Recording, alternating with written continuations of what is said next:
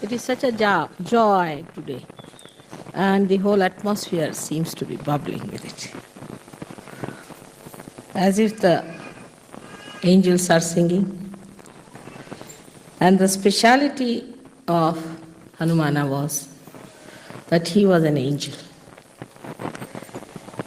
Angels are born like angels. They are angels. And they are not human beings. They are born with the angelic qualities. But now you all have become angels from the human beings. It's a very great achievement of such.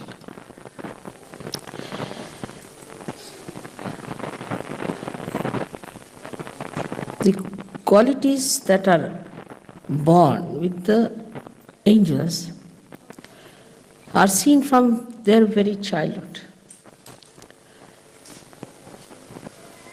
Firstly, they are not afraid of untruth, falsehood. They are not worried as to what people will say to them, on what they will lose in life.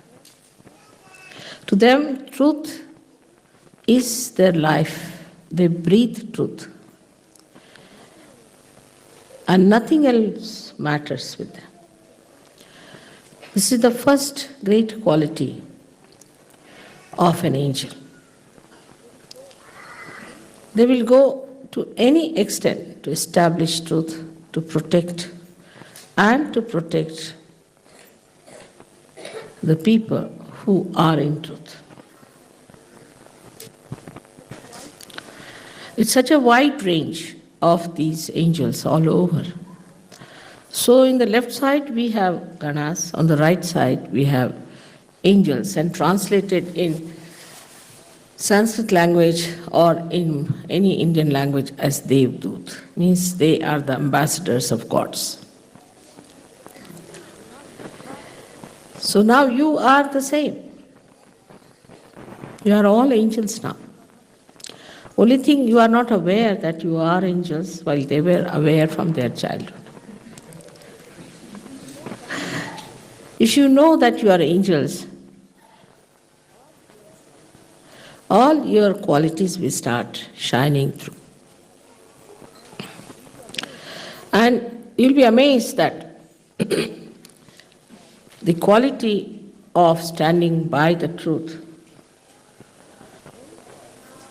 at any cost is so easily managed for you, because you have been given the right. You have been given the special blessings, the special protection from the divine, that if you stand for the right, and if you stand for the righteous, and if you stand for the truth, all kinds of help to protect you will be given. Angels are aware of this. They are sure of it. They are certain. There's a certainty about it. But you are not.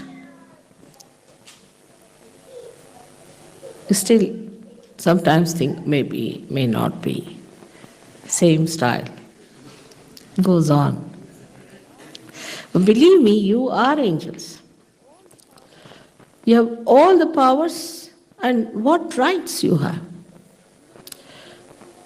Human beings cannot get over you. That's the speciality of angels, not of saints. Saint could be maneuvered. They could be tortured. They could be troubled. Incarnations may do the same. Incarnations accept it. They want to have all these penances done to them so that they create an event in their life to express themselves in a more dynamic way. If there was no Ravana, there would have been no Ramayana. If there was no Kansa, there would have been no Krishna. So the incarnations take up upon themselves the problems and also the fight with the evil. So it looks sometimes that we feel that they suffer, but they don't. But the angels are a special category. They don't take up any problems upon themselves, they just solve them. If there's a problem, it's the angels who solve for the saints as well as for the incarnations.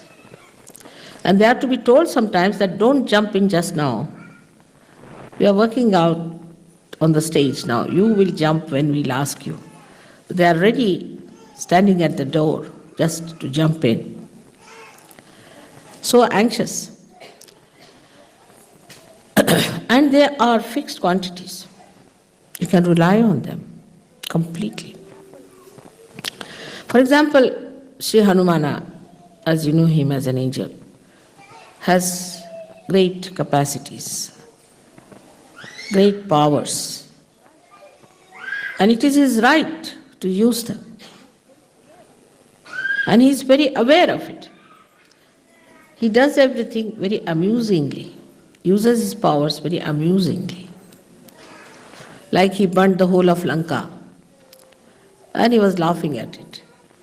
Then he extended his tail and put it round the necks of many Rakshasas, and he was just playing with them and then flew in the air and they all were dangling in the air. So it's a playfulness of the angels also. Because they're so confident. They're absolutely aware, absolutely identified with their personality, with their powers, with themselves.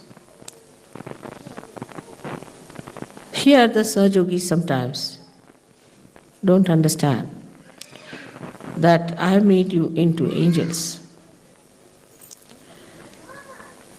I have not made you into saints, but angels. And you are always protected.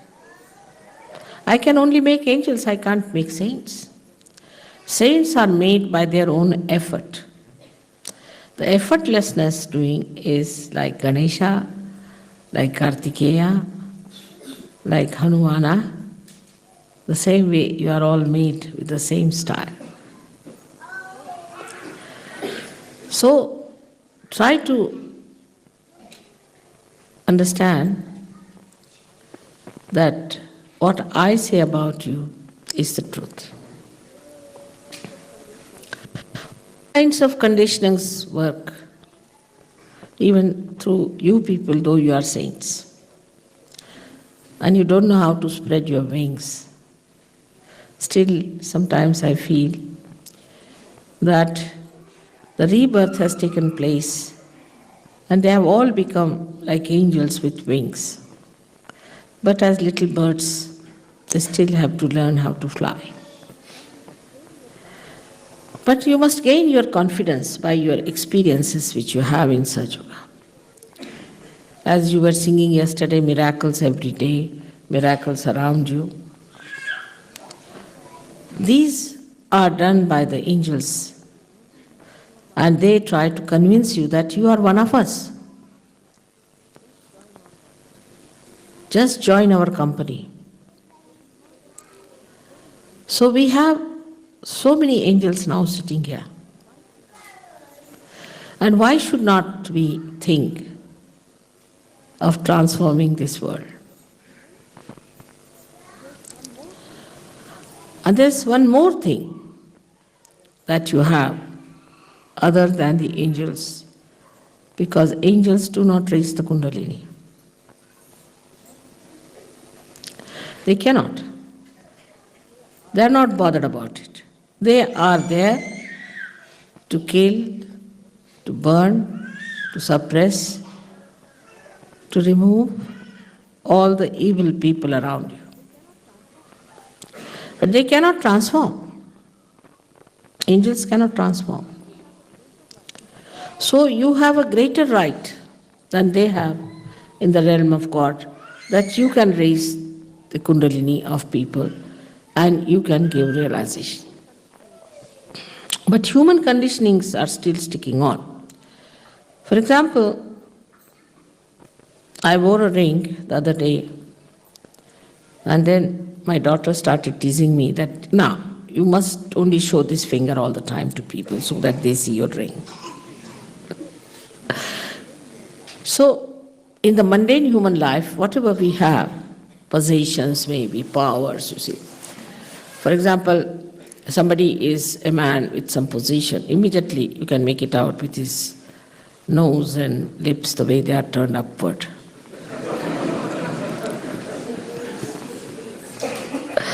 But the powers that you have in your possession,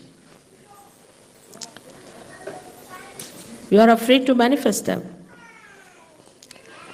and to talk about it, to use them. Imagine with so many angels, the whole of England should get realization in no time. But we are still trying to learn what we are. Hanuman had no problem, because from his childhood he knew that he was an angel and he has to do the job of an angel. But because we were born as human beings and now we have become angels, we find it difficult to be dynamic like other angels that they were. Even your thought, collective thought, even your individual thought is powerful. And your attention is powerful.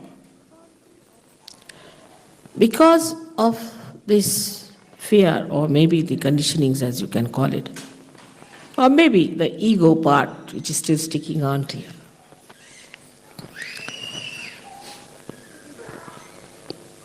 you still hang around false things. And that force, that dynamism is not expressed. We can blame anything, like we can blame lethargy to some country, ego to some country. But now you have lost your countries completely. Now you have entered into the kingdom of God. You are in a country which has no bounds, which has no limitations. And then all these conditionings that are still lingering in you shouldn't bother you at all and shouldn't upset you or deter you from doing whatever is your job.